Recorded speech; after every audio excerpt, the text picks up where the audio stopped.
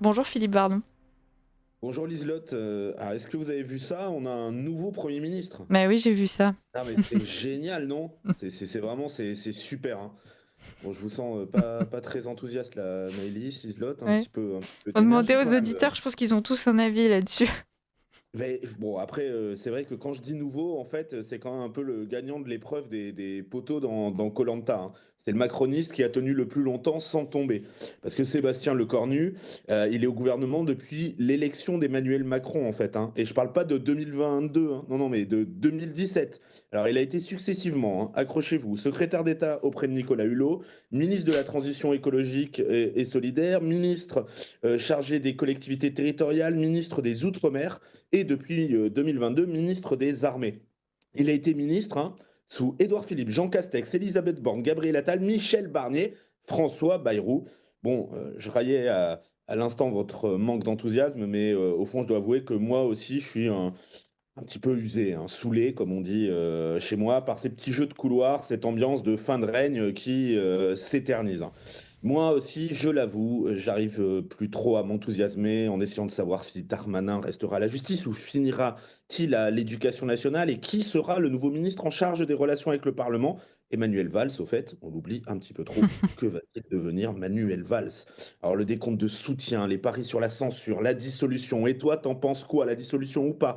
Ou peut-être, ou pas de suite. Le décompte de tout cela, les jeux partisans, les couloirs, qui pourrait avoir une majorité? Serait-elle relative? Serait-elle absolue?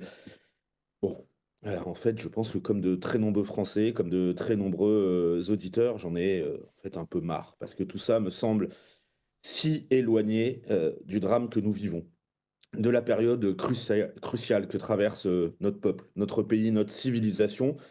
Oui, je dois le reconnaître, je me dis que les temps que nous affrontons et qu'encore davantage ceux qui viennent appellent d'autres personnages, d'autres personnalités. Oui, je crois qu'il nous faudrait à nouveau, on se prend à rêver, des chefs et pourquoi pas même des héros.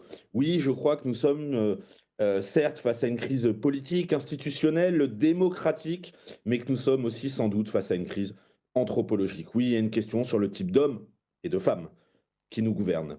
Oui, sans doute a-t-on à nouveau besoin aujourd'hui de dirigeants qui ont, allez, disons, pris quelques coups, ont quelques cicatrices, de gouvernants dont les épreuves ont forgé et le tempérament et la sagesse. Et pour reprendre une formule connue, lancée en un autre temps à l'Assemblée nationale, peut-être même des chefs qui n'ont pas entendu siffler les balles que sur les cours de tennis. On peut actualiser en remplaçant par des cours de squash ou de padel, ça marche aussi. D'ailleurs, on voit aujourd'hui émerger, j'ai d'ailleurs eu l'occasion de l'évoquer à votre antenne, des personnalités d'envergure sur tout notre continent. Je pense bien sûr à Giorgia Meloni, qui vient de passer le cap des 1000 jours à la tête de l'Italie et est désormais considérée unanimement comme la femme forte de l'Europe. Une femme forte dont on ne peut rien comprendre au subtil mélange de solidité et d'agilité si on passe à côté du monde militant dont elle est le fruit et de tout un parcours initiatique qu'elle a très bien retracé dans son autobiographie dont je conseille la lecture à nos auditeurs. Je pense aussi à Karol Nawrocki, le président conservateur récemment élu en Pologne, qui allie solidité physique et intellectuelle, à la fois historien et ancien boxeur, dans une harmonie qui rappelle nos dirigeants anciens, pourrais-je dire même antiques. On pense aussi, bien sûr, au-delà de l'Europe continentale, à Donald Trump et sa force de caractère, sa puissance brute, qui parfois, évidemment, nous bouscule, mais qu'on ne peut s'empêcher d'envier un peu. Avez-vous vu, Liselotte, que hier, il a mis au premier plan ce terrible meurtre absolument gratuit d'une jeune Ukrainienne par un Afro-Américain multirécidiviste dans le métro? Il a brisé l'omerta médiatique et a lui-même montré les images de ce crime. Voilà qui contraste avec l'attitude de nos dirigeants face à la mort de Lola, de Thomas, de Mm. Philippine et de tant d'autres. Ces dirigeants, ces personnalités fortes pour des temps durs, émergent partout en Europe et notre tour viendra aussi, amis. Ne nous y trompons pas. Autant que les hommes forgent leur temps, les temps forgent leurs hommes. Nous avons eu hier, quand l'histoire les a appelés, nous aussi, et bien sûr, nos Léonidas, nos Charles Martel, nos Jeanne d'Arc, nos Don Juan d'Autriche. Et nous en aurons d'autres.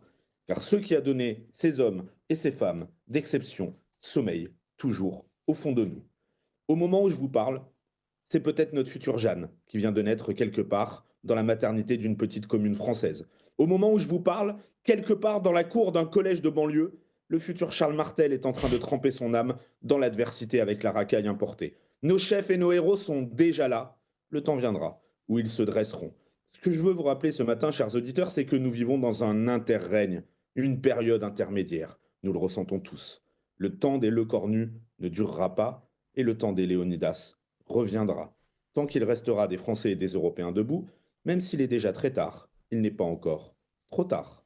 Merci Philippe Bardon pour votre optimisme. On vous retrouve la semaine prochaine et puis on continue d'attendre effectivement cette nouvelle Jeanne ou ce nouveau Léonidas. À très Ils bientôt. arrivent.